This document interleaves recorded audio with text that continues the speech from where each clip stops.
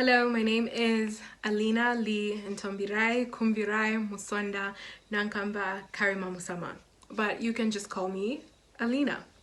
I'm the founder as well as chief executive of the Women's Economic Empowerment Project, a non-government organization registered in Zambia that serves to help create economic emancipation for young people and women living in peri-urban communities and rural areas. And we have technical as well as financial support. Our financial support is very restricted and limited to who our partners are at the time, whereas our technical support is more wider and broad, all the way from TVET skills workshops, entrepreneur leadership trainings, job shadow programs, sexual and reproductive health right projects, and we opened very proudly so far have opened and run 2 youth hubs. One was the first of its kind in an area called Kaunda Square, densely populated, very high in teen pregnancy rates, and another specifically targets working with the Bauleni youth. Among many things that our organization does, I was asked to make this video to speak to young leaders, young people in leadership positions, young people that are molding and bracing themselves to take on challenging new roles or leadership positions, and talk about how COVID-19 has affected the work that we do as an organization, what we have done to quickly adjust, what's working, what hasn't been working. So I will start by saying when the first few cases were released, when everybody started to slowly get informed on what COVID-19 is, members of my team and myself were under the impression it wouldn't much affect our work. I think a lot of people around the world can relate. We all thought, oh, this won't much affect our work. Hopefully this just flies over, won't do too much damage. But the harsh reality is it has in more ways than one. And unfortunately, we have cases in Zambia as well. But the light at the end of the tunnel that's looking hopeful right now is that we have a number of recovery cases too. I hope that you or your loved ones have not been affected. Remember to put on a mask when you're in public spaces. Make sure that you use hand sanitizer and wash your hands frequently. I have a little hand sanitizer that I carry on my car keys as well, and it's very cute. It's a Zambian brand, the Simbi dolls. A couple of wipes that I always carry with me. Wipe down your phone, wipe down disinfectant wipes, by the way. Wipe down your surfaces. Try to use earphones. I use little AirPods, if that's what they're called, to take phone calls and make phone calls, so I know I'm not putting my phone to my face, because we're supposed to try our best to avoid touching our faces. So a lot of people, funders, grants, opportunities around the world pulled out of projects, pulled out of organizations. We were asked to return money by an American organization as well because COVID-19. They also had to do damage control and take care of things back home. There are now a number of restrictions as well, given COVID-19 in Zambia, restricting some of our movements, restricting people's freedom to do whatever it is that they want to do for their own health and safety. And the first safety precaution that we put in place as an organization was to work remotely, which was very challenging because it's not something we've ever done before. Number 2 was, how are we going to transform our programs into virtual learning spaces, or how will we continue doing the work that we are doing given the current crisis of COVID-19? And this was very challenging. I know that this has been success for many organizations and companies across the globe, but for us in particular it has been challenging because the peri-urban communities we work in, which for Zambians is the Kombanis, mainly Kaunda Square, Ingombe, Chainda, Kalingalinga, Bauleni, Chivolia. We also work in Kafue. We've done work in Kalulushi and Chingola. People in these areas, majority of them don't have smartphones. They don't go onto WhatsApp.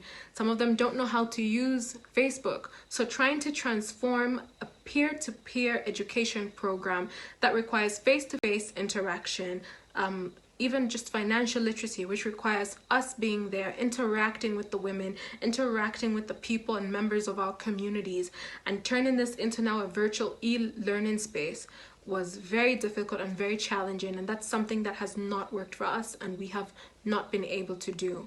I will also say that COVID-19, I spoke about this in a previous webinar I did for the Queen's Commonwealth Trust called Leading Change during the time of COVID-19. It realized to us that we did not have a contingency plan in place as an organization, and as a young leader leading a non-government youth-led organization, I did not have a contingency plan in place that my team could follow as well. So this was challenging, but I had to be honest with myself and with my team and with everyone. We did not have a contingency plan in place. We did not know what just hit us. We did not know how we were going to respond, but we started to figure it out slowly. Saving Grace has been working with the small organizations like ourselves, mainly in Jovo Center in Chibolia, in and out of the ghetto in Bauleni, Steve Biko Center, Ghetto Angels, Africa on the Boy in Kalingalinga, small organizations in the communities and areas that we already work with. And we thought immediately we have to create awareness and sensitization campaigns, demonstrate to people the proper methods of washing your hands, educate you on what is COVID-19. Communities that we work in, people don't physical distance. When disaster happens, they unite. The spirit of Ubuntu, which is beautiful, but we had to let them know, in this case, 2 is not better than 1. And they also believed that the coronavirus and COVID-19 is not a black man's disease, a black person's disease, that it is for white people, non-black people. Black people can't get it. They were various messages going around on WhatsApp, even just in the middle income societies, saying drink a shot of ginger, it's gonna save you, or boil lemons and water and drink it to cure coronavirus, and there is no known cure yet. So we had to go into the areas and now start doing sensitization and awareness campaigns. If you have a small team like ours and you cannot risk the health of your team members, it's important that you identify the people that you've already been working with in the communities. Who are the community leaders? Who are the youth champions? Who are your partners? Who are your sexual reproductive health right champions, in our case, that have really helped us to distribute menstrual cups. We had ongoing projects already as well, and the dissemination of menstrual cups. And another thing we had to think about was, how is it relevant to the current global crisis everybody is facing right now? And sexual and reproductive health rights already fall to the bottom of the list for decision makers, more so when it happens during a crisis, a global pandemic. So we donated earlier this year from Organic Up, which is one of our most amazing partners. We received over 230,000 kwacha worth of menstrual cups, and a week ago on Thursday we were able to donate to our Ministry of Health on a national level 70,000 kwacha worth of menstrual cups for frontline workers and women who have most been affected by coronavirus. Another thing that we are doing is we already have entrepreneur and leadership trainings and programs that for the majority happen at youth hubs or with our community partners such as churches. And during this time, we teach women how to use different business skills, how to use social media as a marketing tool, etc. Now we have to really go in and teach them how to run your business on social media. Some of them sell things like rice, clothing. Some of them have come up with brands and products that are unique. Some of them offer unique services. And now we have to say, okay, we're gonna have sessions in person. Everybody will be at least 2 meters apart. You will have to wear a mask. It is a must. There will be soap and water so we can wash our hands every 30 minutes. Everyone needs to have hand sanitizer, and we're going to educate these women on how to use social media as a marketing tool. Not only that, but having your entire business and running it through social media, through Facebook, being able to sell your products and services, etc. And the cool part is, I don't have a little phone. The cool part is we've been able to find people that are willing to finance little MTN smartphones that allow you to access the internet, WhatsApp, Facebook, and they only cost 135 kwacha. And the women themselves are also able to put aside this 135 kwacha to buy smartphones for themselves and be able to do this work.